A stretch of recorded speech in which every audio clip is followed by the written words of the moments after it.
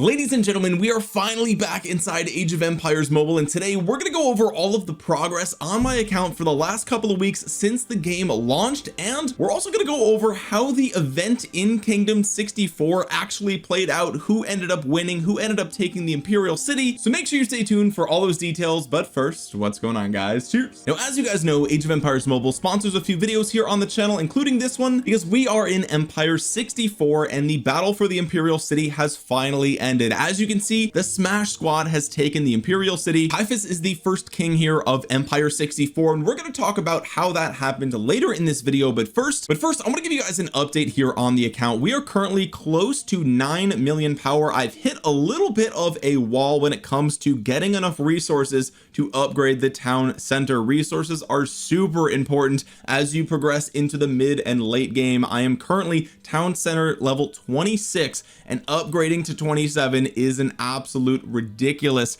amount of resources. So your boys got to get on that farming grind. Okay, zooming out, we've got a couple of really important buildings that are also level 26, including the university, the embassy, the tavern, and the smithy. I need one more upgrade here. We've got the swordsman barracks level 23, pikeman 24, archery 23, and stable 22. We've got the market and warehouse also level 26, a level 26 house, and some of the resource buildings absolutely need to be upgraded now that we're moving farther into the game. But if we take a look in the university, we can see how far did I actually get with my tech here. And one of the mistakes that I think that I made earlier on when I was first pushing for tier 5 units was pushing through some of the economic tech a little bit too early. As you can see here, I pushed all the way up to research speed 2 and building speed 2 to level 3, and these were very expensive. Getting a lot of these prerequisites to level 3 were very time consuming. They took a lot of speed ups, a lot of resources, and perhaps for this event, this timed event, it would have been a little bit smarter for me to put those resources and those speed ups towards pushing maybe closer to tier 6 units. My assumption was that tier 5 units would put me in a really good position to open field fight, to rally, to garrison, to do all the things that you would want to do to win a war. But it turns out that the battles on the field tended to be dominated by tier 6 and tier 7 players. Not to say that I wasn't strong enough to pick off a lot of the players here in the server, but it really felt like tier 6 and tier 7 is where it was at. And so in hindsight, I probably would have allocated more of my resources to military tech compared to the economic tech here. So that's a quick little tip for you guys. If you are still in the early game, you might want to consider reallocating those resources and speed ups. But as you can see here, I did actually make a lot of good progress here on the stats themselves. We did go all the way 5 points for a lot of these different attack, defense, and health points. As you can see, cavalry are lacking across the board, and it was a while before I even got tier 5 cavalry, because in the field I am only running 3 marches, which truthfully for most players, especially if you're a free-to-play player in the early game, you probably only want to run 1 or 2 marches until you get into a little bit farther into the game. But I went in to do 3 marches because I'm a crazy person and I wanted to experiment with a couple of different armies. So as you guys know, if you've watched some of my previous guide videos, the main march that I was building right at the start of the game was Richard I, Leonidas, and Barbarossa. Okay, I really like Leonidas. I think just from a historical perspective, he's awesome. Same thing with Richard, and Barbarossa just had perfect synergy at the launch of the game. I will probably replace Barbarossa with Boudica once I can get my hands on her. She should be coming on the wheel pretty soon. So if you guys were building a pikeman march and you didn't get Barbarossa, then don't worry, you will be able to get Boudica soon, and she's probably going to perform better than Barbarossa as well. As you guys can see, all of them are level 120. We have a 4-star Richard with an extra point here. We're inching closer to maxing him. I just feel obligated. He's my favorite hero in the game so far, so I just want to max him. We'll see how that goes. Do I need to max him? Probably not. But following up with that, we have a 3-star Leonidas and a 3-star Barbarossa. I find that, you know, stopping your hero upgrades at 1-star and 3-star seems to be the sweet spot in terms of bang for your buck. It seems like you get a lot of value out of these heroes from just leaving them at 1 or 3 stars. Of course, if you do bring them to 5 stars, then they are going to be the strongest versions of themselves. So I'm not trying to say that it's not worth getting 5 stars, but you know, if you are collecting a lot of different heroes in the game, then you know, do you want to have just 3 5-star heroes, or do you want to spread out those medals across a lot of different armies so you can actually utilize your different troops on the battlefield? Because remember, you're going to be training all the different troop types, and so if you don't have an army for all the different troop types, then you're just going to be sitting there with a bunch of, you know, 1 or 2 troops that you're not using, and that seems like a waste to me. Taking a look at some of the equipment here, you could see that the equipment is really where I was lacking, and I was really struggling to improve some of this equipment. That is definitely going to be a priority for me moving forward, and you could see that we made some decent progress on the skills here. I ended up putting Fearless Retribution on the Richard. I tried to only have 1 legendary skill per hero. I know some players go all in with 2. I think that can be really hard to manage in terms of upgrading moving into the future, so I wanted to take it easy at first, especially if, you know, moving into future seasons, if I end up benching some of these heroes, I don't want to have a ton of upgrades and a ton invested into those heroes just for them to hit the bench. So for example, my Barbarossa, I did not put a legendary skill on him because I suspect maybe I will replace him with Boudica, in which case why would I want to, you know, invest in a legendary skill here? So that's just to give you guys a little bit of a thought as to where my mind was at with the skill allocation. Of course, it is important to at least try to upgrade the actual signature skill of these heroes as much as you can. I was running into a bit of a bottleneck with skill points the last time that I went in here and upgraded some things.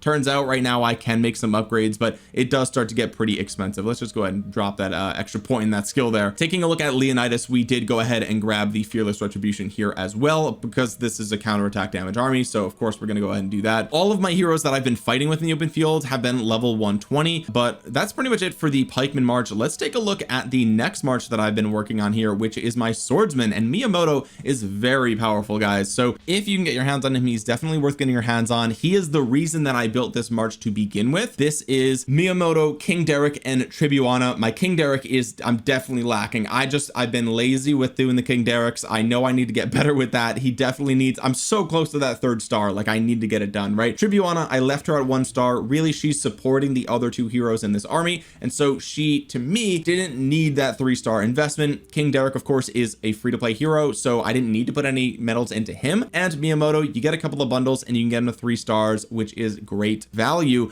Again, all are level 120. Taking a look at the Miyamoto, we can see that I did go ahead and grab the Earth Crush skill here for the extra might damage. We have all level 10 legendary pieces of equipment here. We did put a couple of gems into them, but there's nothing like super special there, right? There's definitely an area of opportunity there, but that's what we're working with. Here's the King Derek. Again, this is a hero, as a free-to-play hero, that I suspect down the line perhaps I will bench him, and so because of that I did not want to go all in with putting legendary skills on him, because I was worried that maybe, you know, he gets power crept a little bit down the line and then I'm going to put him on the bench, and so I didn't want to make that investment. It didn't seem like a great long-term play, even though he's great in the short term. We'll see, I might come back and reevaluate that, but for right now that was my gut feeling. And then Tribuana, same thing. She probably can use a legendary skill here, but really what was most important for Tribuana, and the reason that she's only level 115, is that I wanted her might to be lower than the might of King Derek, because they are paired together with my boy Miyamoto, who does have his skill here that has a chance to let the hero with the 2nd highest might cast a signature active skill.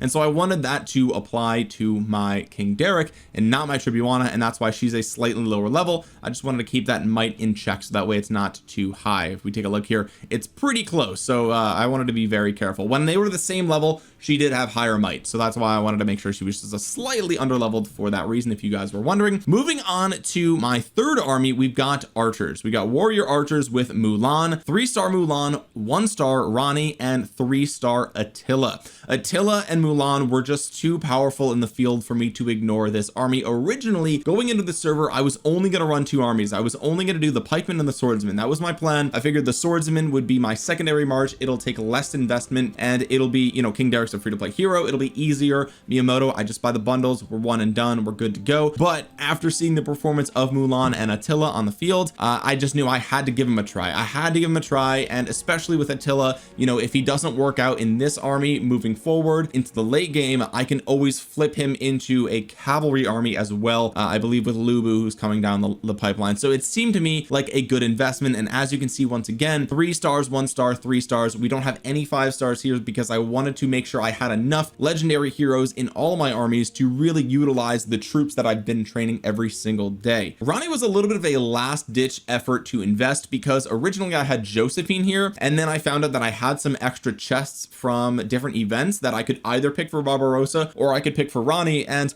because I figured eventually, you know, my Barbarossa's already 3 stars, I'm probably going to put him on the bench at some point. I figured I'll use those extra chests for Ronnie, get her to 1 star, and I found that her at 1 star versus Josephine at 1 star in this March specifically, she was a little bit better, and so it was a little bit of a no-brainer for me to just make that quick adjustment. So if you guys watched previous videos of mine where I had Josephine recommended for archers, that's why. And I think for a free-to-play player, that's still a great way to go, but it seemed to me like Ronnie might be a little bit better in terms of synergy for this army. If we take a look at Mulan, she is the leader here. We did slap a legendary skill on her because she just hit so freaking hard, guys. She hit so freaking hard. Level 120, 3 stars. We have all legendary gear on her as well. Looking at Ronnie, again, this was a hero that I invested in last minute. We threw a couple of just epic skills on there. Level 17, I just did the best that I could here. And then Attila, again, popping off with 1 legendary skill. We have Warriors Hymn for Attila, and we have the, what is this one called? I forgot. Weak Spot Attack. Yes, that's right, for Mulan. So that's pretty much where we're at with the account here. I know this server's been open for over a month, I think almost 2 months at the time of recording this video. So, you know, I've been logging in, I would say probably 5 out of 7 days every single week. I'm not perfect. I missed a couple of days, but it's always important to grind down the tribes out in the world, which is great to do with the auto battle. It's very nice to be able to multitask, play this game, and do other things as well, which I've really enjoyed. But for me, I need to focus better on my resource management. Okay, with all of that being said, with me covering the progress of my account, let's cover the progress of the server, because of course that was a big point of, you know, that was the point of the entire event here in Kingdom and Empire 64. So the way that this server played out was that I was going up against Mr. Sneaky and Chiskel Gaming, of course, as you guys know, for the capture of Kingsland, the Imperial city. Okay, and when this event first started, everyone was pretty friendly with one another, right? We didn't want to be at each other's throats at the beginning of the event, because that kind of ruins the fun, right? If one person or 2 people just get straight slaughtered in the beginning of the event, then it's no fun for the next 4-6 weeks, right? So when I first started, I spawned into Olympia,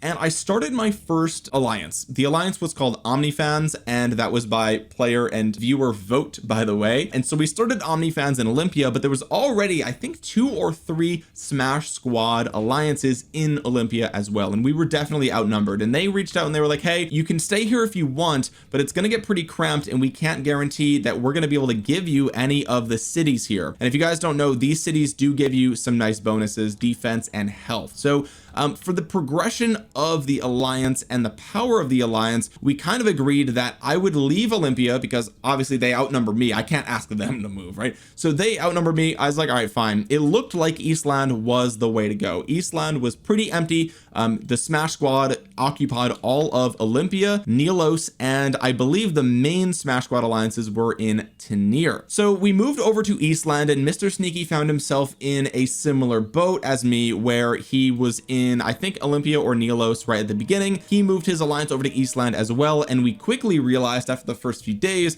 that the Smash Squad would take 3 of the 6 zones here on the map right out of the gate. And we knew that if we had any chance against Chiskel Gaming and his alliances, that we would have to band together, right? Me and Mr. Sneaky had to come together, and we had to work with whoever else we could work with on the map if we even wanted to make this event slightly interesting, right? Because otherwise it would just be a steamroll, or we would have to join Chiskel Gaming in his crusade against whoever else was on the server. And this, what we decided to do when the East Kingsland first opened, or around the time that East Kingsland first opened, is we decided to merge with an alliance known as Grudge Bearers. And the Grudge Bearers were in Cayuno, and they had a couple of the strongest players on the entire server. I mean, right now I'm still in that alliance, and if we take a look at the rankings here, right now Galapago is the strongest player on the entire server, and he was one of the main players in this Grudge Bearers alliance. Okay, same thing with Marta. Vortex, same thing with Savage Alpha, same thing with, I mean, you just go through here, and anyone that is in SQ0 was part of Grudge Bearers, right? So Mr. Sneaky and I basically came together and we were like, okay, if we can work with some of these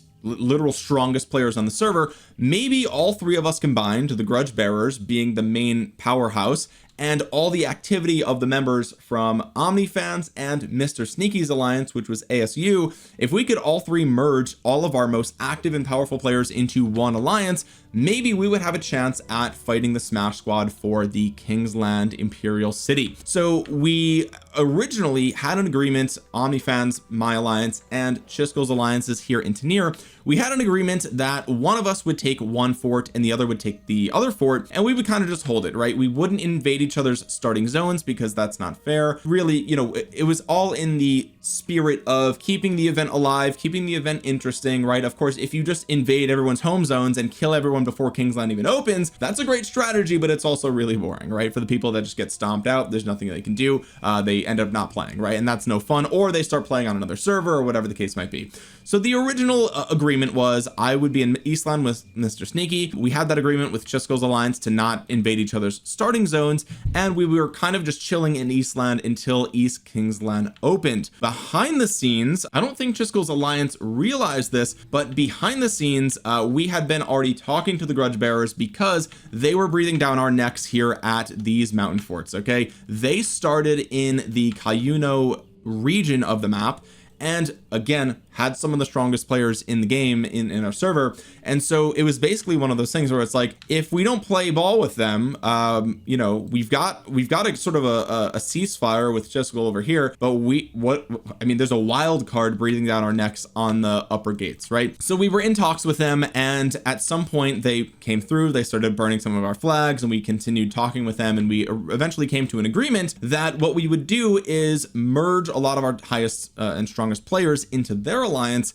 And at that point, once East Kingsland opened and they realized, they being Chisco Gaming and his alliances in Tanir, once they realized that we had sort of sided with the Grudge Bearers, that's when all bets were off. I think they started building into Eastland, and we kind of ported into Cayuno, and we started building with the Grudge Bearers, and we sort of let them into Eastland because that would give them the ability to come into East Kingsland and get some early fights up against Chisco and his alliances. Unfortunately, it seems like, and you know, anybody who's in the Grudge Bearers, they can correct me if I'm wrong here, because I was not in leadership once I merged, you know, OmniFans, once we merged into Grudge Bearers, my leadership role, you know, I just became basically a fighter in that alliance because they were just way more organized than me, and there was a lot of external factors that caused me to not be able to dedicate as much time as is needed to run an alliance, right? Like, running an alliance in any game is a lot of time and it's a lot of work, right? And so anyway, it seemed to be the case that once we got into East Kingsland with the Grudge Bearer alliance, there just was not enough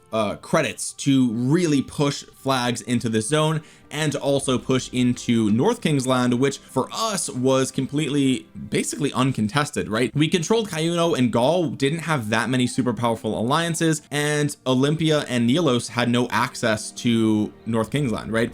So priority for us was at least lock down North Kingsland, because then we know that we have at least a way to get into Kingsland once that day comes, and then just build a little bit into East Kingsland just to have some fun fights and see what would happen, right? Turns out Chisco Gaming's alliances, they have way more alliances than us, and so they're able to carry out way more territory pushes through East Kingsland. As you can see here, that's the pink and also the yellow here. So we didn't really stand a chance in East Kingsland, and eventually Kingsland itself opened. We pushed into here a little bit, and again, we just went up against multiple alliances of Smash Squad, and even if we had some of the strongest players in the server, it was just it was outnumbered, right? We were outnumbered. There's just nothing we could do. And at some point we kind of realized, like, okay, if we want to have a successful and prosperous Empire 64, what makes the most sense is not zeroing ourselves on the Imperial City, because first of all, it seemed like, you know, Smash Squad just had the numbers to take it, right? They had the numbers to take it. So despite the fun fights that were had, it didn't make sense to just keep smashing into a losing battle. And so it was decided that Smash Squad would take the Imperial City. Really, I mean, even if I don't know if there's much we could have done about it anyway, even with some of the strongest players in the server. But again, it comes down to owning territory, right? Like that's another key component here, unfortunately. And so that's kind of how things went here for Kingsland. Smash Squad took the Imperial City, and we are now working towards stabilizing the server and making sure that everyone is on board for KVK. Of course, in the future, Kingdom 64, Empire 64 is going to be going up against other empires in Age of Empires Mobile. I mean, who would have thought, right? Empires fight each other. And so what's important is that we all work together as a team for a common goal of defeating our actual enemies, which are the outsiders, right? And so that's why you'll notice that the alliance has been changed from Grudge Bearers to Smash Zero. That's why we no longer have the Grudge Bearer title, and that's kind of how we ended up where we are right now. So Chisco's alliance did end up winning the $10,000 prize, so congratulations to them. I mean, they were crazy throughout this event. They absolutely deserve that W. And to everybody who's been participating in this event the entire time, hopefully everybody has had a really good time playing Age of Empires Mobile, myself included. I know the developers are hard at work bringing us more and more updates to the game. We're finding it, making things better and fine-tuning things, and so I'm looking forward to seeing what comes next for Age of Empires Mobile. And of course, I will have another video in the future talking about, there should be a pretty big Christmas update, so I'm looking forward to that. Right now we are a couple of weeks away from Christmas, and so it's coming up quick. It's coming up really quick, so I'm excited for that. But anyway, guys, if you made it all the way to the end of this video, drop a thumbs up on it. It really helps out the channel a ton. It helps get this video out into the YouTube algorithm so other Age of Empires Mobile players might see it. And comment down below your thoughts on Age of Empires Mobile. Are you playing it? Have you tried it? Are you still playing it? If not, you can download the game with the link in the description below. And I want to thank Age of Empires Mobile once again for generously sponsoring another video here on the channel. And if you want more Age of Empires Mobile content, comment down below and consider subscribing to the channel and clicking the bell to be notified the next time I upload an Age of Empires Mobile video. With that being said, guys, thank you so much for watching. This has been Omniarch. I'll talk to you guys again soon. Peace.